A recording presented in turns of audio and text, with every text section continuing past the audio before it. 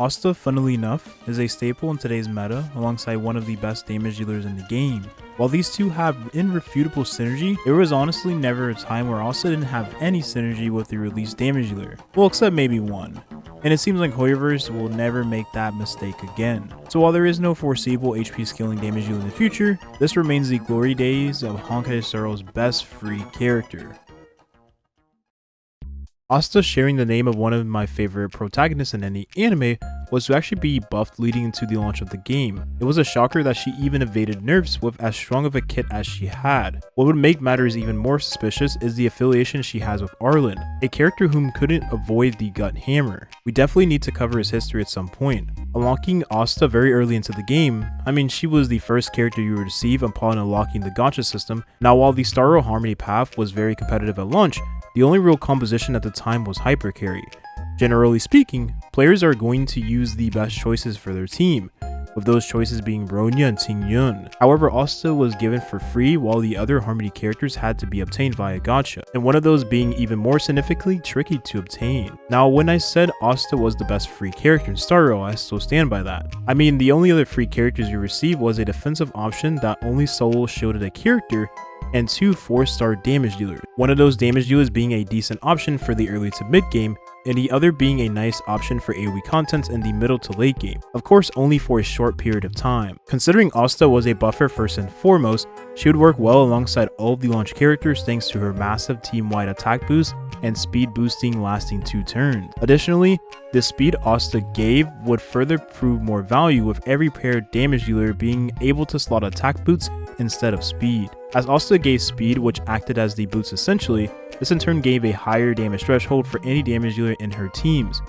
one in particular especially. If you thought Asta's kit at E0 was loaded enough, it became even more beneficial alongside Himiko against fire weak enemies. Asta gave an 18% fire damage boost to the team, and a further up to 24% extra fire damage boost thanks to Planetary Rendezvous. This meant that Asta was to give essentially a near planar spear worth of fire damage boost to Himiko. Himiko in turn would have a higher theoretical damage potential alongside Asta against fire weak enemies. You have to understand that resistant penetration wasn't a thing around this period, and both characters benefited immensely against fire weak enemies, Asta being able to save on skill points because of her charging stack mechanic, and Himiko breaking the toughness for more passive follow-up attacks. Despite the synergy these two had, it still lacked in comparison to what was meta efficient at the time, Seal Hyper Carry. Now before we move on, I thought it was worth mentioning that having more than one damage dealer was beneficial in the team alongside Asta, but that was overlooked as the only team we had for that criteria was the Himiko and Herta duo. There just wasn't enough content in the game to justify this team and current AoE damage dealers.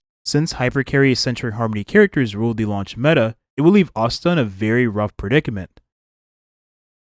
It wouldn't be until the second half of 1.0 where Asta's value was to skyrocket, and for one reason in particular. Considering Bronya was the strongest offensive buffing support at launch, any character that could utilize her kit was hot, while those that couldn't were not. Now in all seriousness, there was glaring flaws in Bronya's kit, and the release of Jing proved that. Now mentioned in the past Jing video, you could still use Bronya alongside Jing, it just wasn't as good and consistent with buffs than it was with Asta. Bronya had no way of giving buffs to a backloaded target aside from her ultimate buffs, which were not very reliable in terms of uptime. Considering Asta had attack buffs tied to her own turn, and a speed buff for Jing promoting more turns, and this alongside Tingyun would be the new best variation of hypercarry. Jing and Asta would then go on to dominate the meta.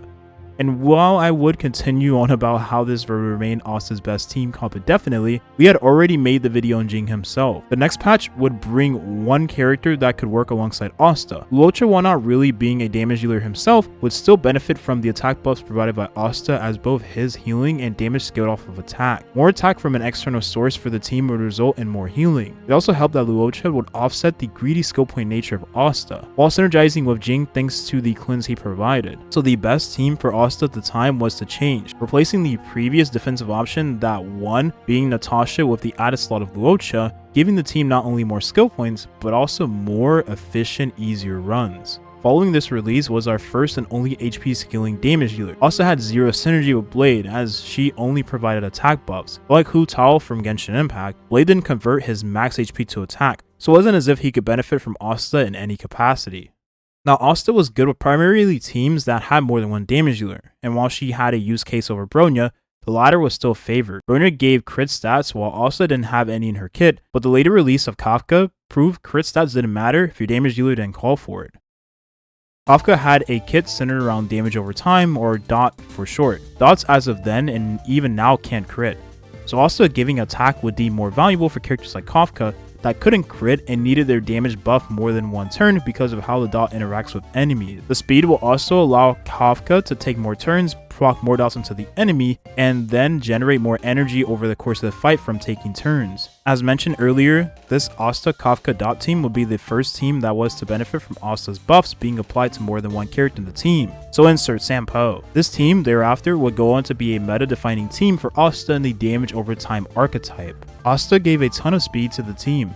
A ton already. Ideally, you would want Asta to be as fast as possible to maximize buffs and not be as much of a skill point detriment to the team. The best thing to release for Asta was a speed set in 1.3. The speed set gave speed to the wearer upon the 2-piece, and more added speed with the ultimate to the whole team, of course excluding Asta herself. The speed set allowed Asta to more easily get speed for the needed 161 criteria and still be able to maximize her buffs and skill point neutral state for the team she was in. Speaking of the team she was in, at this point would be the followed up release of Fu Xuan, whom synergized with her best teammates yet. In particular, Jing will get an upgrade to his team comp, and all of this affected Asta's legacy more than you might think. Replacing Luocha with Fu Xuan would grant an absurd amount of damage mitigation and give Jing an added critical rate boost. The CC blockage Fu Xuan gave would allow Jing to resist CC at the time of his backloaded damage taken the turn. If we take into consideration how many characters having some of the highest taunt values, both Ting Yun and Asta would benefit even more from Fu Xuan in this team party. Lastly, in this same patch would be the release of a planar set, Broken Keel. Broken Keel would give effect resistance to the wearer, an almost useless stat unless built with high amounts.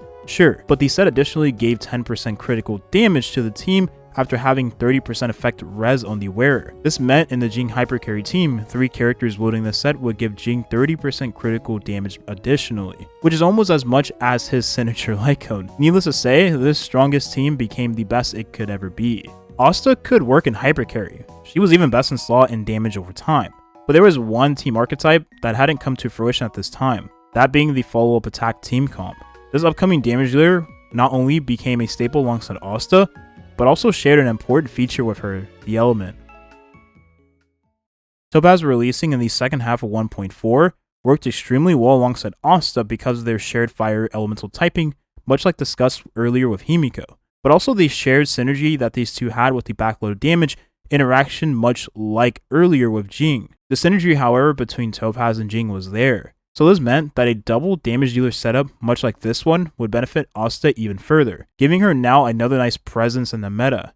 Heck, even Asta hypercarry could work, depending on the investment. Asta was just a huge boost in damage for this new character. It became quickly apparent that a free character much like Asta had too much value as a Harmony character. I mean, it would be difficult to sell future Harmony characters that function in her same teams if those same characters weren't better than her. In the patch leading up to Ruame, will be the release of the Panacani planar set that gave the wearer an increase in energy regeneration rate by 5%, and a damage deal increase for the whole team by 10%, for every character that shared the same element as the wearer, in this case fire. This would mean that Topaz was to see a nice rise in damage, as crit damage had easier accessibility at this point comparative to damage boost. The extra energy regeneration for Asta meant quicker ultimate cycles, and more speed up time for the team. A nice win overall. Now, Ruame's release was the worst thing that could happen for Asta, to be honest. I mean, Ruame had better buffs and a very nice break effect mechanic in her kit. Without listing everything off her kit, as I do with every video, the best way to put it simply is that every team that Asta was present in, Ruame was a better choice. You just needed to replace the attack boots with speed ones to make up for the lost speed buffs that Asta gave, with Ruame giving a smaller one that was always present. Ruame was essentially a 6-star, while Asta was a 5. I mean, Asta is a 4-star by default, but she had the kit of a 5-star, which in my eyes makes her a part of that group. Despite her even being a 4-star, she still had built-in mitigation with some of her traces. Now, we're being brutally honest here. Asta and Ruame could be used in the same teams as their buffs actually boosted different parts of a damage dealer's kit, and all of the speed provided being additive. Popular Ruame and Bronya hypercarry team composition that was just better for some damage dealers. It also didn't help that unlike Asta, Ruame could work in a team alongside Blade. The further shortcomings of Asta compared to the Ruame would come further into light when you look at now existing dot compositions as a whole. Everyone in the dot team prefers the buffs provided by Ruan-Mei, and the dot interaction with Ruan-Mei actually gave a bigger DPS ceiling than that of Asta even at her peak. Being able to delay the action of the enemy with Ruan-Mei once more after breaking said enemies would allow the dot to proc once more, resulting in much more damage. Now I mean, in all honesty, it wasn't like you couldn't use both Ruan-Mei and Asta in the dot team, alongside Kafka Sampo. It was just a risky playstyle that the average player wasn't willing to give a try. Asta had an interesting gimmick in her kit, with being able to apply a dot to the enemy with her basic attack. This could prove decent value for Kafka's team with Goodnight and Sleep Well as a Lycoin option, but this was more valuable following the release of Dr. Ratio in the second half of 1.6. The only issue is that this synergy completely went under the radar, and it's such a shame, because with Dr. Ratio also be given to the player for free, you could build a pretty decent welfare hypercarry team at the time. Of course, his team not really aging too well nowadays. More speed was always a specialty of Asta, so any character that values that more than anything else would really like Asta. Probably not more than me though. However, what's important to note is that Black Swan would generate more Arcana stacks onto the enemy whenever she took her turn and attacked said enemy. The Arcana attack was essentially a damage stacking dot that was extremely similar to Wind Shear. The only difference being that Arcana was way more overall damage and would hit adjacent enemies with Splash, then lastly spread to other enemies after they died. So while Asta allowed Black Swan to take more turns and put more Arcana stacks onto the enemy, Ruan-Mei was just overall better. This same notion would be followed up with the addition of Sparkle for Jing's team, no pun intended. Sparkle, much like Bronya, gave an additional turn to the ally after using the skill, and also gave better suited buffs for hypercarry functioning characters like Jing for instance. Also, Sparkle's buffs carried over to the following turn of the ally the skill was used on, which meant Jing's backloaded damage was to retain those strong buffs and had an even higher ceiling of DPS. Needless to say, Asta was replaced in her best in slot team by not only Ruan-Mei, but also Sparkle. Acheron actually had some synergy with Asta, thanks to the massive attack that was provided and burn on the basic attack as well, which gave Acheron more passive stacks towards our ultimate. With characters running around like Sparkle and Bronya still existing, giving additional turns was just better for Acheron anyways, because she would gain 2 passive stacks instead of 1 this way. This didn't inherently mean Asta was bad, only that the character was better suited with hypercarry centric supporters, or at least at the time.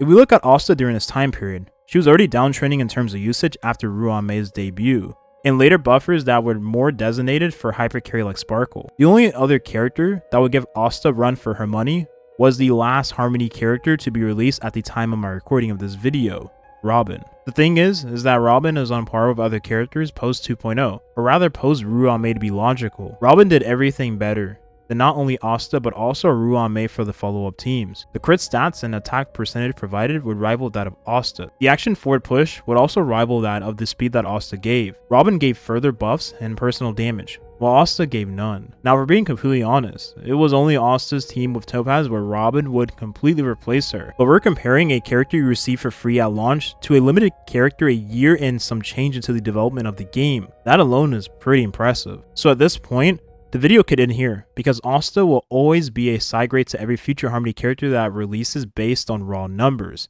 However, I do personally love that even though to this day, Asta is the only character to give a team-wide 60 plus speed boost. Now the truth is, there will be one character that not only appreciates the speed buffs, but also the various other buffs that Asta provided while also synergizing extremely well. Firefly, the latest limited character at the time I'm recording, has given Asta a place to call home. First of all, Firefly put fire weakness onto the enemy, which allows Asta to not only gain 2 passive stacks with a basic attack, but also give Firefly the skill point she needs. Since Firefly also has a built-in mechanic that gives the character free break effect depending on the max attack of the character, well yeah, Asta's massive attack boost gave Firefly incredible amounts of break effect stats. Considering these two were both fire elemental typing, Asta still gives up to 52% fire elemental damage boost to Firefly. This in turn would give Firefly a ton of more damage overall and would become more of a great pairing alongside one another. The speed provided is just icing on the cake for Firefly and her crazy speed stat steroids anyways. If you thought the synergy ended there, you'd be sorely mistaken, as Ruan-Mei's best in slot relic set, the Watchmaker, giving break effect to the team after the wearer uses an ultimate on an ally. Yeah, well that relic set would be best in slot on Asta and not only the break effect team alongside Firefly, but also the dot team discussed like earlier. The only issue is that Ruame was still all the more valuable in the break team. Last but not least, I thought I'd be done at this point, but the best in slot planar set for Firefly would also become best in slot for Asta in that team alongside Firefly. Giving Asta not only additional personal speed alongside the speed set you'd maybe or may not replace at this point, while further giving extra break effect to said wearer after attacking an enemy that has fire weakness was synergized perfectly alongside Firefly. So there you have it. This is the complete history of Honkai Star Rail's best free-to-play character. Some would argue the Harmony MC, but I beg to differ, as Asta has remained relevant ever since her debut in patch 1.0. To be quite honest, this is the strongest free character I've ever seen in any gacha game, with maybe the exception being Spectre Tenebria in Epic 7.